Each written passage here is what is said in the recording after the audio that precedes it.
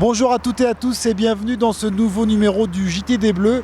Aujourd'hui nous sommes à Yekaterinbourg, c'est là que les Bleus vont jouer leur deuxième match de Coupe du Monde face au Pérou. L'équipe de France qui est arrivée sur place ce mercredi aux alentours de 15h15. Elle est ensuite partie à son hôtel, le Doubletree Hilton, qui est situé à quelques encablures du stade. Le stade justement où les Bleus se sont rendus quelques instants après pour effectuer le traditionnel entraînement d'avant-match. Une session durant laquelle ils se sont fait des passes avec la main avant d'enchaîner quelques courses. Puis nous avons été invités à partir.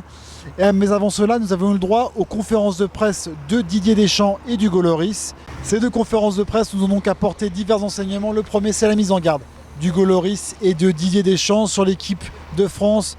Lloris nous a fait savoir que si l'équipe de France n'élevait pas son niveau de jeu par rapport au match contre l'Australie, elle court un grand danger. Deschamps, de son côté, a fait savoir qu'il souhaitait obtenir le même résultat, mais avec la manière en plus.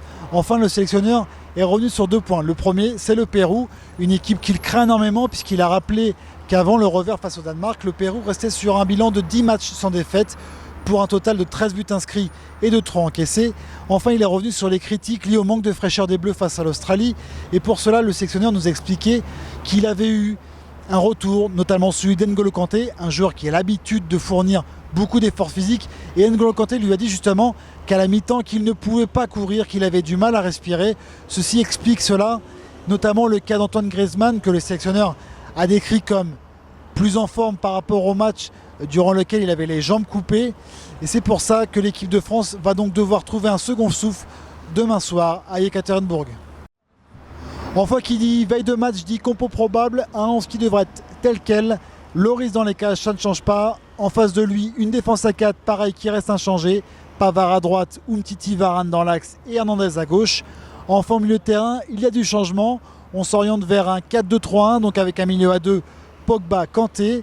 Au-dessus, une ligne de 3 composée du revenant Blaise Matuidi. Dans l'axe, Antoine Griezmann, à sa droite, Kylian Mbappé. Enfin, un autre revenant, c'est Olivier Giroud qui serait seul en pointe pour défier le Pérou. Enfin, on reste avec cette compo. Pour le sondage du jour, est-ce que vous préférez cette composition-là à celle alignée contre l'Australie? Pour nous faire savoir votre opinion, c'est tout simple. Venez réagir sur Foot Mercato ou sur notre chaîne YouTube.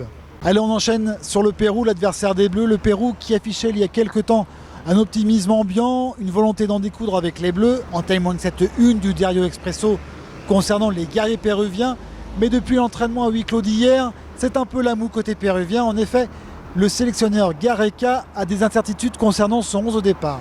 Les deux premières concernent Renato Tapia et André Carrillo, et la seconde concerne l'attaque. En effet, il ne sait pas encore s'il pourra aligner son attaquant vedette Paulo Guerrero ou s'il alignera un joueur qui a brillé face au Danemark, Jefferson Farfan.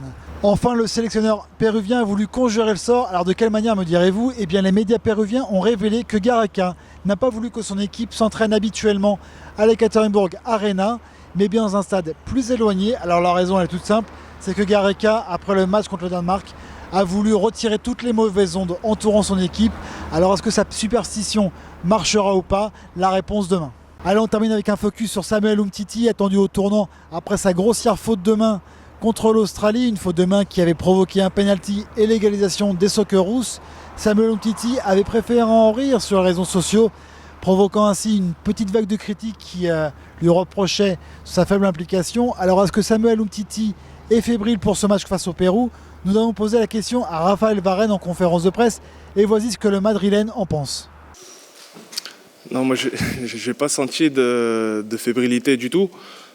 Certes, il y a eu un fait de jeu sur le dernier match, mais voilà, moi je l'ai senti serein, appliqué. Voilà, hormis ce fait de jeu, il fait un bon match. Donc non, ça nous a permis aussi ce match d'avoir plus de temps de jeu en commun, de continuer à mieux se connaître. Et voilà, même après le but encaissé, j'ai pas senti la panique. Donc c'est important, moi qui joue sur ce match-là, on a joué ensemble, donc forcément ça influe sur mon jeu et j'ai pas senti de fébrilité particulière de sa part. Donc c'est important pour moi, c'est important pour l'équipe qui transmette cette tranquillité. Après oui, ok, il y a un fait de jeu, mais voilà, dans l'attitude en tout cas, je l'ai senti serein et c'est ce qui est important pour moi en tout cas de ressentir à côté de lui.